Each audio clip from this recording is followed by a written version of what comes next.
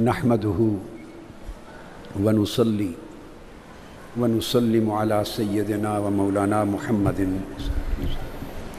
رسولہ النبی الامین المکین الحنین الکریم الرؤوف الرحیم اما بعد فاعوذ باللہ من الشیطان الرجیم بسم اللہ الرحمن الرحیم یا ایہا الذین آمنوا لا ترفعوا اصواتکم فوق صوت النبی ولا تجہروا له بالقول کجہر بعضکم لبعض ان تحبط اعمالکم وانتم لا تشعرون۔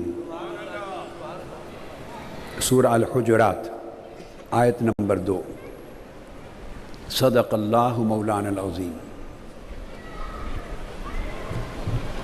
معزز مشائخ اعظام، علماء کرام، عاشقان مصطفیٰ، خدام مجلس میلاد مصطفیٰ، خواتین و حضرات، اللہ رب العزت کا شکر ہے جس کی توفیق سے ہم آج ناسا کولوسیم کے نیو یارک میں عظیم الشان اسٹیڈیم میں جمع ہیں، اور اس کانفرنس کا دوسرا سیشن جو میلاد مصطفیٰ صلی اللہ تعالیٰ علیہ وآلہ وسلم کے اسم پاک سے معنون ہے، منعقد ہو رہا ہے۔ میلاد مصطفیٰ ایک ایسی ٹرم ہے جب حضور علیہ الصلوۃ والسلام کی شان اقدس اور آپ کے ذکر مبارک کی رفعت اور بیان مقصود ہو تو سمبولک ٹرم ہے، اسے میلاد مصطفیٰ کے اجتماع کا نام دیا جاتا ہے۔ میں مبارکباد دیتا ہوں آمنہ کے تمام فاؤنڈنگ ممبرز کو اور جملہ منتظمین اور شرکاء کو اور سامعین کو جو امریکہ کے اطراف و اکناف سے اور برطانیہ سے خاص طور پہ اور دیگر ممالک سے، اور ہمارے بعض احباب خاص طور پہ رفیق احمد خان منہاج القرآن انڈیا کے صدر بامبے سے آئے ہیں۔ میں چند ضروری چیزیں اس میلاد مصطفیٰ کانفرنس کے حوالے سے آپ کے گوش گزار کرنا چاہتا ہوں۔ آج کی اس کانفرنس کے لیے جو خاص چیز میں سمجھانا چاہتا ہوں، جس سے ابتدا کر رہا ہوں، وہ توجہ طلب ہے۔ آج کا موضوع ہے ایمان، محبت اور ادب مصطفیٰ سے عبارت ہے۔ یہ بات اصولی طور پہ ذہن نشین کر لیں۔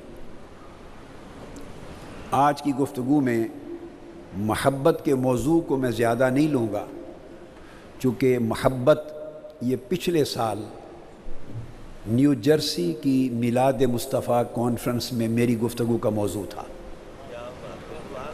آج میری گفتگو کا پورا مرکز و محور ادب کا حصہ رہے گا۔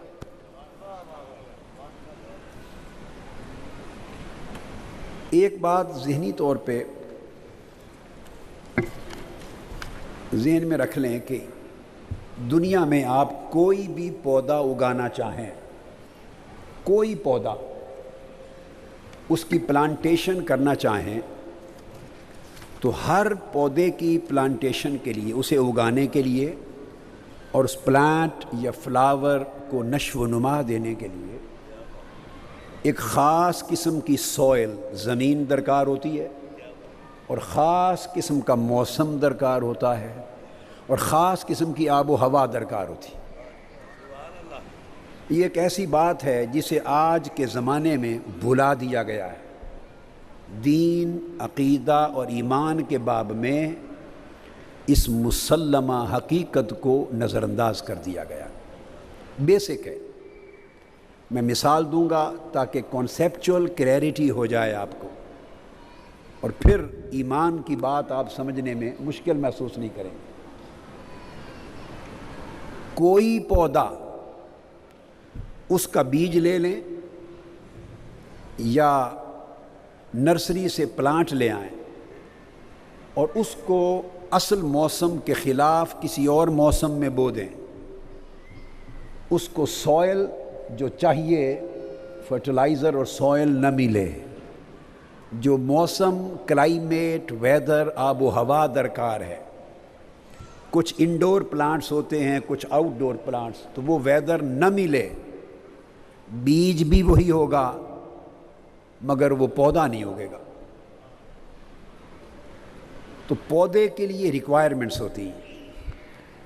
آپ مثلا اس کو ذہن نشین کر لیں کہ اگر کوسموس پلانٹ ہے، کوسموس، اس کو اگانا ہو، پلانٹ کرنا ہو تو اسے ونٹر میں پلانٹ کیا جاتا ہے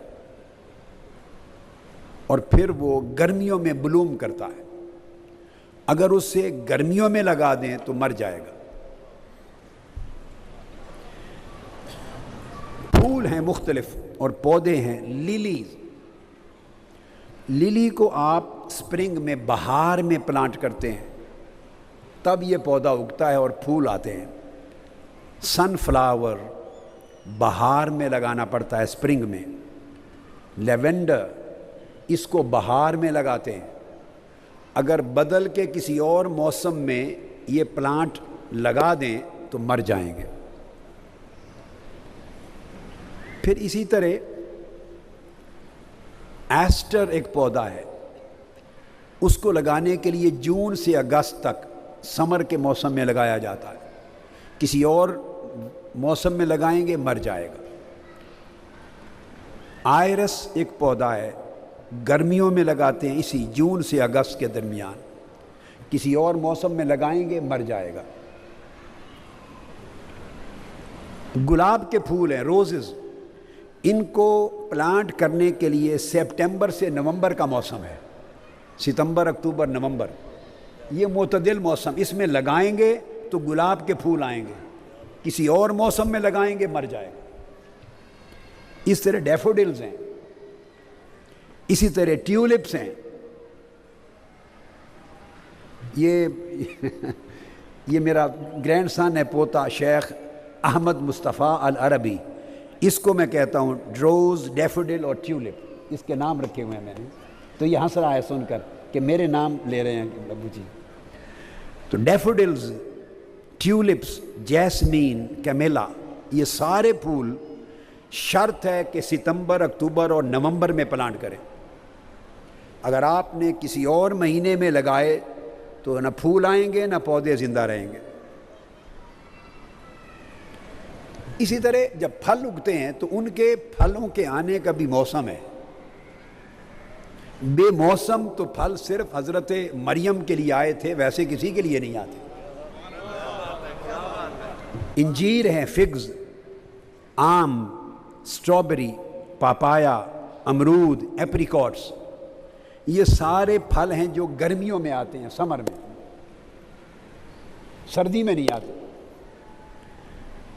اور جو پھل سردیوں میں آتے ہیں وہ کیوی، پیئرز، اورنجز، پوم گرینیٹ، انار وغیرہ۔ پھر کچھ پھل ہیں جو بہار میں آتے ہیں، لیچی، ایووکیڈو۔ اسی طرح کچھ اور پھل ہیں جو خاص سوئل میں اگتے ہیں اور دنیا کی کسی اور سوئل میں نہیں اگتے۔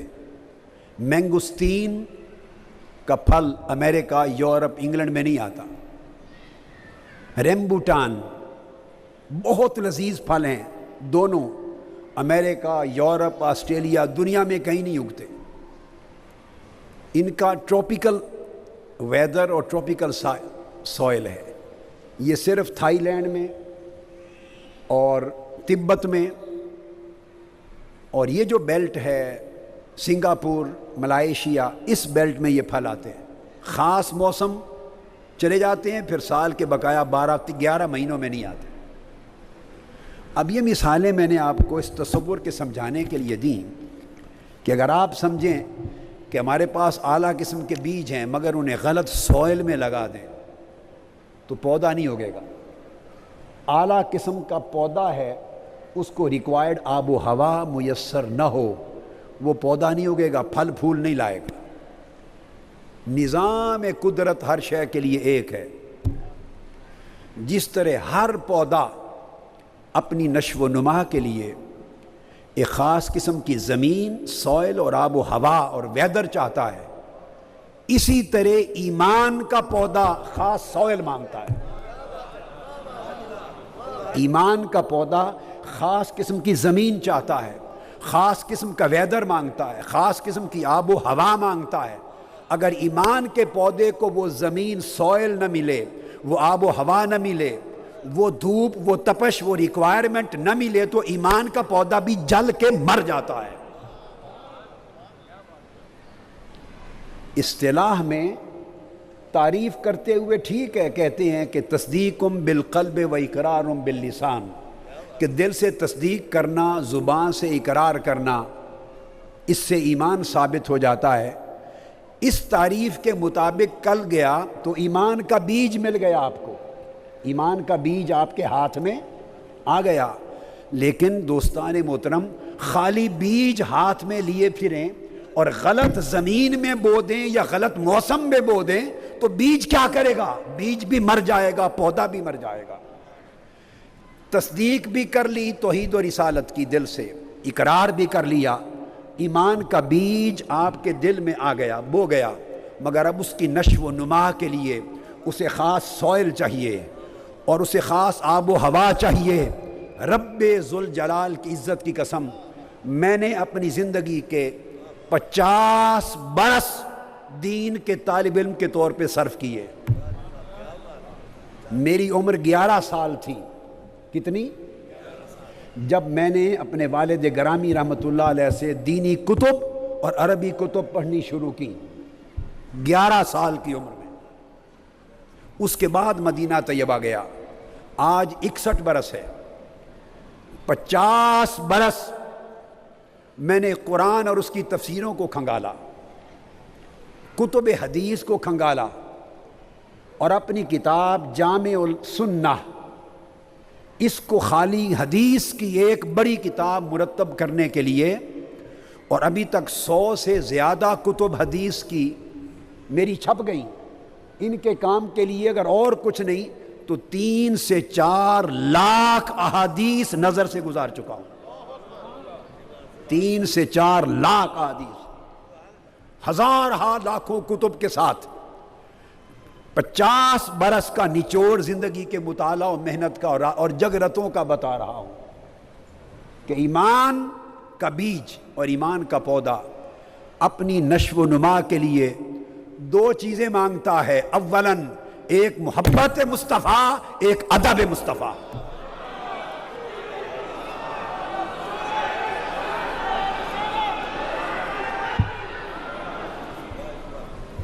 اگر آپ محبت مصطفیٰ کا، محبت کی سوئل نہ دیں اور ادب کا موسم نہ دیں، محبت کی زمین نہ دیں اور ادب کی آب و ہوا نہ دیں، تو تصدیق و اقرار کے باوجود ایمان کا پودا مر جائے گا، گل جائے گا، سڑ جائے گا.